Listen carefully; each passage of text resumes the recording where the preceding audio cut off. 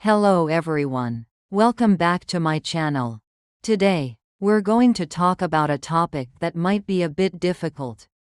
Sometimes makes us feel uncomfortable, but brings profound life lessons. That is when we encounter people experiencing extremely difficult circumstances. Perhaps homeless people on the street, beggars on the corner, or unfortunate lives we see every day. This can evoke various emotions, from pity, sadness, to even avoidance. But what if we allow those moments to become opportunities to stop, reflect, and appreciate what we have more deeply? Today, we will together explore life lessons that build gratitude and empathy when witnessing hardship, turning fleeting moments into valuable lessons for our life journey. Dear friends, in the abundant lives of young and middle-aged people in America, with work, family, and daily worries, it's easy for us to get caught up in that cycle and forget the basics. We might feel stressed by work deadlines, frustrated by traffic jams, or annoyed by a minor issue in the family. But when we see people struggling to get a meal, a place to sleep, or even just safety, our problems seem much smaller. Witnessing hardship is not about comparison or feeling guilty, but about reminding ourselves of the fragility of circumstances and the value of what we have. It's a call for us to practice gratitude, develop empathy, and look at the world with a broader perspective. According to psychological studies, practicing gratitude regularly can significantly improve mental health and overall well-being. It helps us focus on positive things and reduce focus on negative things. At the same time, developing empathy helps us build deeper relationships and contribute more positively to the community. So, when witnessing the hardship of others, what valuable lessons can we learn to cherish our lives and become better people? We will go through 10 important lessons that you can reflect on and apply starting today. The first lesson, the foundation of sufficiency, is gratitude for basic needs. Having enough food, clothing, safe shelter, and health are things we often take for granted. Why is this lesson important? Because when we see people lacking those basic things, we realize they are privileges that not everyone has.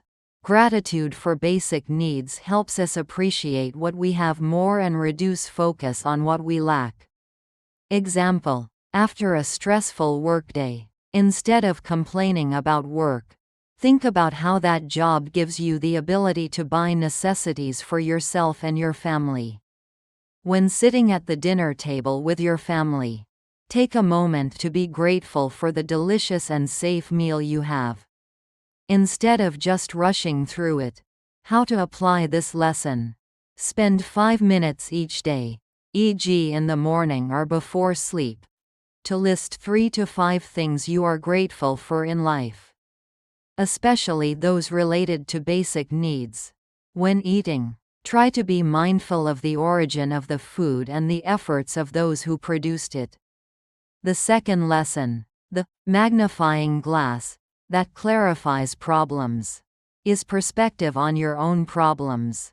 When seeing the extreme difficulties of others, our daily worries can be viewed through a different lens. Why is this perspective important? Because it helps us reduce stress and anxiety about minor issues. Things that, in the context of survival, would likely not be a problem. Example: you are stressed about a small argument with your partner, or annoyed by a difficult colleague. When reflecting on the circumstances of those in need, you can realize that having a partner to argue with or a job to do is already something to be grateful for. How to apply this lesson? When feeling overwhelmed by life's problems, pause and ask yourself, is this really important in the bigger picture? Try to imagine life if you didn't have the basic things you currently have: shelter, food, job. The third lesson, the open heart, is empathy and compassion. Seeing the suffering of others can awaken empathy and compassion within us. Why are empathy and compassion important? Because they help us connect with humanity, understand that suffering is part of the human experience, and motivate us to want to do something to alleviate that suffering. Example: instead of judging a homeless person based on appearance, try to imagine what they have been through in life. What led them to their current situation? At work, try to be empathetic to the difficulties colleagues are facing, instead of criticizing them. In the family, teach children empathy by talking about less fortunate people and encouraging them to share. How to apply this lesson? When encountering someone in need, try to make eye contact. If safe and appropriate, try to put yourself in their shoes. Learn about the causes of homelessness or poverty. The fourth lesson, motivation from appreciation, is motivation not to take things for granted. Seeing what others are lacking can be a strong reminder for us not to waste what we have. Why is this motivation important? Because when we take things for granted, stable job, happy family, we easily become lazy, lack effort, or don't appreciate relationships. Example: instead of working half-heartedly just to get off work, think about how that job provides security and opportunities for you, and give your best effort. Instead of arguing with your partner unnecessarily, think about the value of that relationship and cherish the moments together. How to apply this lesson? Whenever you feel lazy or discontent, pause and reflect on what you have that many people only dream of. Remind yourself of the difficulties others are facing to use as motivation. The fifth lesson, the bigger picture, is understanding systemic issues. Poverty and homelessness are often not just due to individual choices, but the result of complex social and economic problems. Why is understanding systemic issues important? Because it helps us have a comprehensive and non-judgmental view. Instead of blaming individuals, it also encourages us to think about how to contribute to larger solutions. Example: instead of thinking that homeless people are lazy, learn about issues like lack of affordable housing, insufficient mental health services, or the impact of economic recession. At work, reflect on the social responsibility of your company. In the family, teach older children about inequalities in society and the importance of helping less fortunate people. How to apply this lesson? Read books, watch documentaries, or follow news about social issues like poverty, homelessness, inequality. Participate in discussions or learn about organizations working to address these problems. The sixth lesson, the value of humanity, is the value of human connection. Regardless of circumstances, every person has value and deserves respect and kindness. Why is this value important? Because it helps us overcome stereotypes and see the unity in humanity. It reminds us that everyone has stories, hopes, and sorrows. Example: when seeing a beggar, try to see them as a human being, not just a social problem. Think about common human needs: desire for safety, love, respect. At work, treat everyone, regardless of position, with respect and kindness. In the family, teach children the importance of treating everyone well.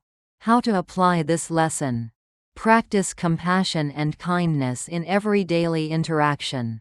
Even if you don't provide material help, a kind word or a nod can make a difference. The seventh lesson, the call to action, is inspiring action and generosity. Seeing the hardship of others can awaken the desire to contribute and help.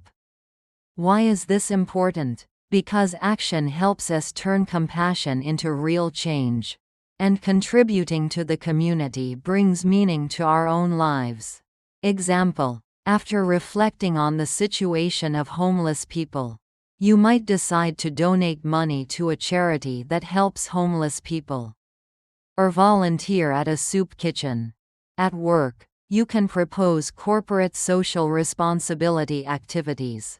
In the family, you participate in charity activities with your children, e.g., baking cookies for homeless people. Teaching them the importance of giving back. Sound leaves cover torn leaves. An older generation encourages us to help those in need. How to apply this lesson? Learn about reputable non-profit organizations working effectively in areas you care about. Donate time, money, or items to these organizations. Look for small ways to help those around you in daily life. The eighth lesson: the true treasure is finding meaning beyond material possessions. Seeing people living in poverty can help us realize that happiness and fulfillment do not only come from money and wealth. Why is this lesson important? Because in a consumer society, we easily get caught up in the pursuit of material things, believing that having more money will make us happier.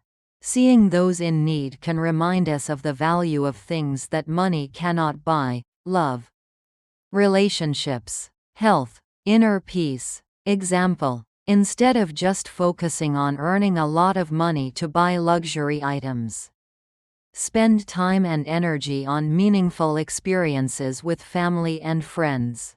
At work, find meaning in the work you do, not just the income. How to apply this lesson? Regularly reflect on what truly brings meaning to your life, not related to money. Make time for important relationships. Pursue hobbies that bring joy and self-development. The ninth lesson: hidden strength is building resilience. Seeing people face extreme adversity can inspire us about human strength and the ability to recover. Why is resilience important? Because life always has difficulties, and learning how to face and overcome them is necessary for us to survive and thrive.